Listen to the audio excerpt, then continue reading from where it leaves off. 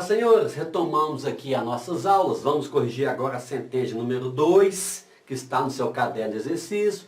Lembrando a você que não possui o nosso material e esteja acompanhando as nossas aulas, caso você queira, é só adquirir.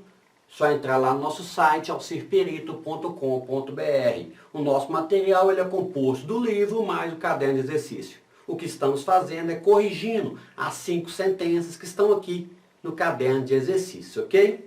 Lembrando também que no nosso caderno de exercício, todas essas sentenças já estão corrigidas, inclusive as planilhas apresentadas, inclusive o PJE-Calc, as planilhas do PJE-Calc. Se você, no decorrer da nossa explicação, tiver alguma dúvida, não se preocupe, manda um WhatsApp para a gente, que teremos um imenso prazer em responder. Caso você tenha um assunto interessante para a gente, indique para nós lá no Café com o Perito. Um assunto mais extenso, um assunto legal, que a gente possa trabalhar lá no Café com o Perito. Ok? Feito isso, sem mais delongas, vamos à correção.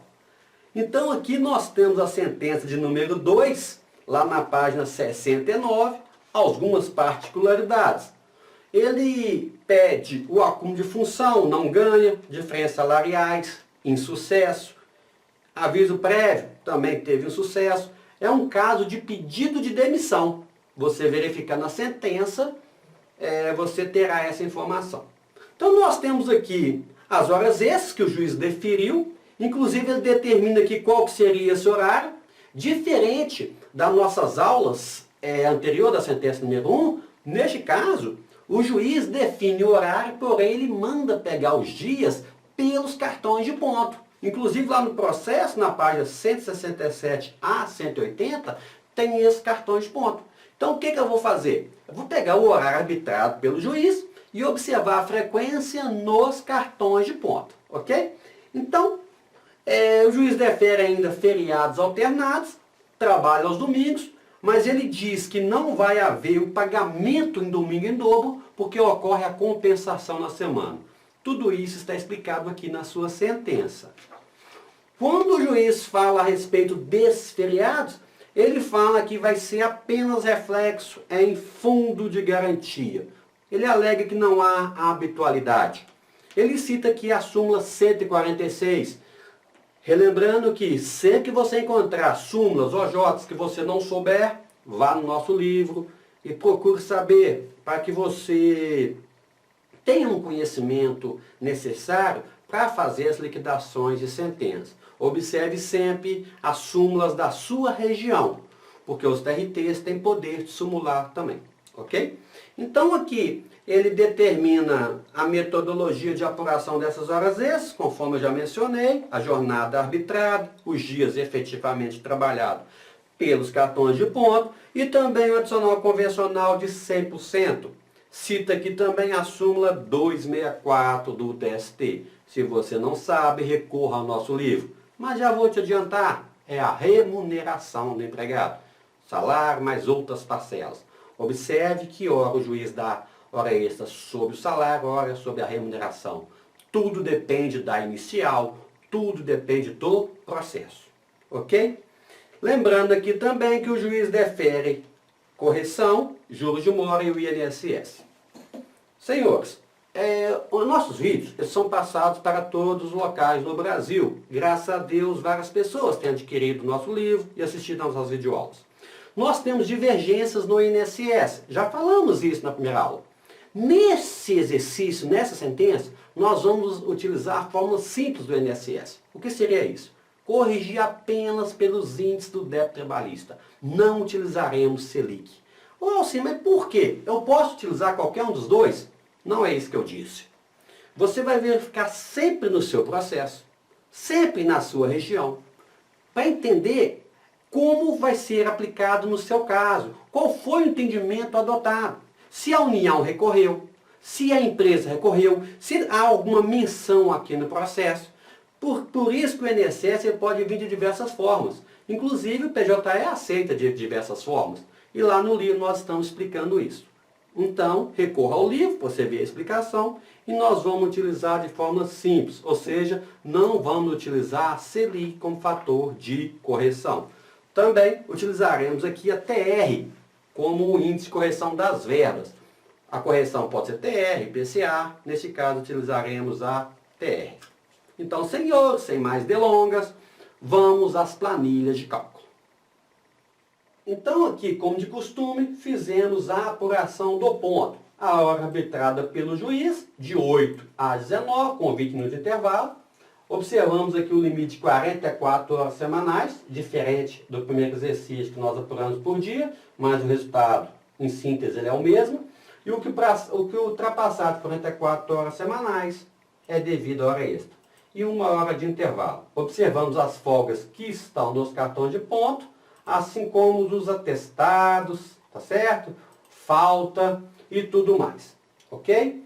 Então, apurado aqui essas horas extras, vamos para a composição do salário. O salário tem uma evolução, diferente do exercício número 1, a sentença de número 1, onde o salário sempre foi fixo. Vamos observar isso lá no PJ Calc. Utilizando o divisor 220, encontramos o salário hora, ok? Feito a apuração do salário, vamos aos cálculos das horas extras. O cálculo é relativamente simples. Valor da hora vezes o número de horas, acrescido de 100%, porque as horas, o percentual deferido foi 100%, eu encontro o valor da hora. Divido pelos dias úteis, vezes dias não úteis, encontro o repouso semanal remunerado. Repouso esse que nós tratamos lá no nosso livro. Pode ser calculado na forma de um cesto. Então, peço que você recorra ao livro e veja a explicação. Então, aqui nós fizemos o cálculo desse repouso, dessas horas extras e os reflexos. Lembrando que as férias e 13º, para o cálculo em horas, os reflexos acompanham as horas realizadas no período aquisitivo. Então, como que é feito? Eu pego as horas no período aquisitivo, faço a média e multiplico pelo valor do pagamento dessas férias. Lógico, acrescido do adicional de 100% das horas extras mais 1/3. Então, sempre, média do PA, do período aquisitivo, vezes o valor da época do pagamento. O mesmo acontece com o 13º. Eu uso aqui a média do ano, tá certo? Então eu utilizo a média do ano. Se tivesse aviso prévio, não é o caso, porque é um pedido de demissão, eu pegaria a média dos últimos 12 meses. Corrijo e encontro o valor devido, ok? A partir daí eu tenho a planilha do intervalo. A mesma lógica utilizada para a hora extra. Média do ano, média do período aquisitivo, percentual de 100%, repouso semanal remunerado e totalizo a parcela, ok? Feito isso, passemos aqui à apuração dos feriados. Lembra que o juiz deferiu apenas reflexo em repouso semanal remunerado. Então aqui eu não vou pegar nenhum reflexo. O cálculo é muito simples.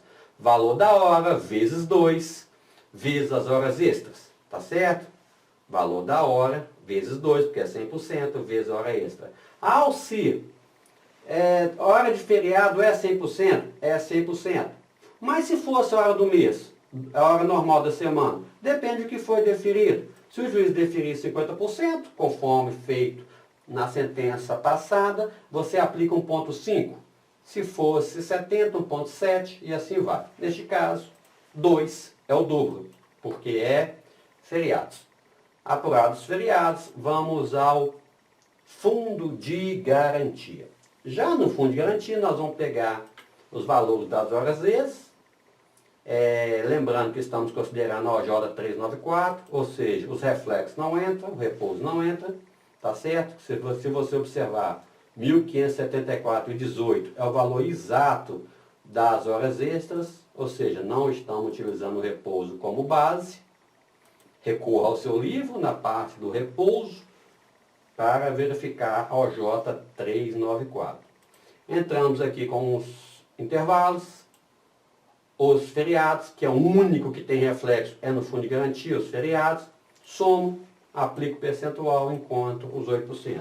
Não tem, conforme explicado, porque ele é demissionário, ele pediu demissão. Feito isso, partimos agora para o INSS. conforme já explicamos, estamos utilizando os mesmos índices de correção utilizados para o débito trabalhista. Não estamos utilizando a Selic neste caso. Verifique a explicação lá do seu livro e o início desta aula, ok? Se você for utilizar a Selic, recorra à explicação da sentença de número 1, onde detalhamos o passo a passo do uso da Selic. Então aqui nós temos o valor apurado, nesse caso acrescido repouso. Por repouso não é base para o fundo de garantia, para o INSS ele entra. Então, o valor apurado mais o valor que ele já pagou no mês, eu encontro a base. Aplico o percentual e aí eu tenho o valor devido. Desconto o valor pago e eu tenho a diferença devida. Multiplico pelo índice, eu tenho o valor devido. Lembrando que essa metodologia está explicada no seu caderno de exercício, ok? Aqui estamos utilizando 23% do valor devido, que seria a cota patronal. Porque o terceiros, conforme a maioria dos tribunais entendem, não é de competência da Justiça do Trabalho a sua execução. Por isso o 5,8 não está sendo apurado, ok? Totalizando 11 mil. 11.383,99. Feito isso, partimos agora para o resumo, que seria a totalização dessas verbas. Então eu tenho aqui o valor da hora extra, o valor do intervalo, o valor do domingo, e dá um total de 53 mil. Acrescido os juros de mora de 39,84%, que já se passaram 39 meses e alguns dias, tá certo? Nós temos 21.352. Senhores, o cálculo do juros de mora, ele varia por tribunal.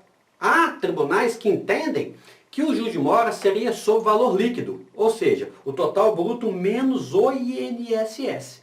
Lá no PJE-Calc, permite as duas metodologias. Nós entendemos que seria sobre valor bruto. Então, se você, no seu tribunal, ou você mesmo entende que é sobre valor líquido, bastaria você tirar o INSS. Ok? Feito isso, encontro 74 mil, menos o INSS, um valor líquido de 70.078. Aqui eu tenho a totalização dos valores, 70 mil, acrescido do fundo de garantia, o INSS descontado dele, o INSS cota reclamante, o total das custas, então, total de execução de 92.472,47. Ok? Nós vamos explicar agora no PJE-Calc, ok? As principais planilhas. Então, eu te espero no próximo vídeo.